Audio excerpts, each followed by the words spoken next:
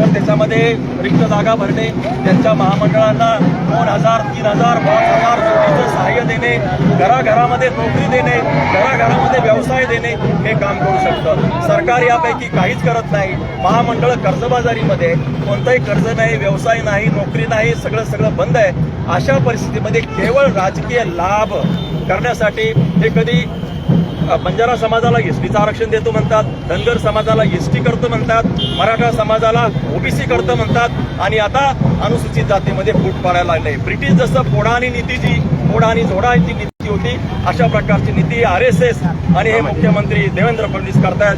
परंतु मुख्यमंत्री महोदयांना मी सांगू इच्छितो, सगळ्या समाजाच्या वतीनं सांगतो की आंबेडकरी समाज हे सहन करणार नाही.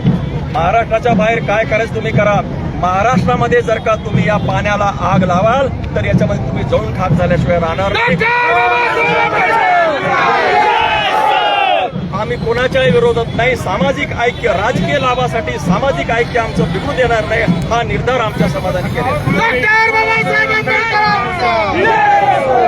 आमदार आहे, तुमच्याकडे या समस्येवर तोडगा आहे का? माझ्याकडे या समस्येवर संपूर्णपणे तोडगा आहे. माननीय मुख्यमंत्री किंवा कोणताही त्यांचा माणूस आला तर मी त्यांना पर्याय देतो. या जो काही मागं पडलेला जो घटक आहे त्याला सदन केलं पाहिजे, त्यांना संपन्न केलं पाहिजे, त्याला मुख्य प्रवाहामध्ये आज सुद्धा आमची पोरं आहेत, आता आमची जी पोरं आहेत त्यांना भेदभावाचा सामना करावा लागतो. आपण मुख्य प्रवाहात म्हणजे त्यांना अजूनही वयात आले तर त्या पोरांना त्यांना दुकान चालवणे, व्यवसाय करणे, नोकरी करणं, खाजगी व्यवसायामध्ये जरी गेले तरी तिथे त्यांना आत्महत्या करता. इथला विराज प्रोफाईल, इथलं बुलढाण्याचं प्रकरण आहे. विराज प्रोफाईलमध्ये आमचा एक जाधव नावाचा माणूस अधिकारी होता, तिकडे त्याला सुद्धा जातीवादाचा सामना करावा लागला. इकडे जातीवाद आहे, दुसरीकडे भेदाभेद आहे आणि अशा परिस्थितीमध्ये एखादा समाज लढतोय. समतेची लढाई संपलेली नाही. समतेची, न्यायाची, अधिकाराची लढाई आमची संपलेली नसताना आमच्यातलं ऐक्य आम्ही फुटू देणार नाही. आमचं ऐक्य सामाजिक जेवढं घट्ट राहील तेवढे आम्ही आमच्या अधिकाऱ्यांना न्याय मिळवू आणि मुख्य प्रवाहात येऊ. मुख्य प्रवाहात आणण्यासाठी मुख्यमंत्री आणि त्या शासनाने आमच्यासोबत चर्चा करावी.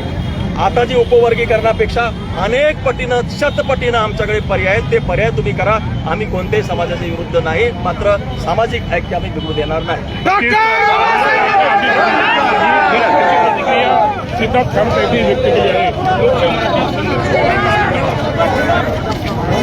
सिद्धार्थ खरे तुम आगे बढ़ो, हम तुम्हारे साथ हैं. सिद्धार्थ खरे साहब तुम आगे बढ़ो, हम तुम्हारे साथ हैं. जय जय जय जय